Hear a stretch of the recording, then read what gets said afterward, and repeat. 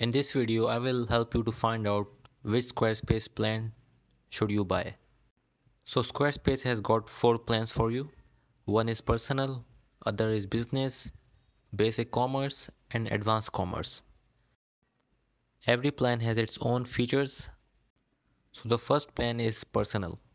It is the most basic plan on Squarespace and is best for smaller sites with 1 or 2 contributors. The other plan is business. In this plan, you get some advanced features like Squarespace Commerce, custom code, and built-in integrations with third-party services. You can also add unlimited contributors. In the Commerce plan, there are 2 tiers, basic and advanced.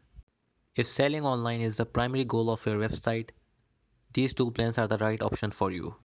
Basic plan focuses on small businesses and e-commerce retailers who don't need advanced integration for marketing. An advanced plan is for those e-commerce stores that process many orders and need advanced marketing options. So it totally depends on your needs and requirements. I hope you found this video useful. Thank you for watching and see you in the next one.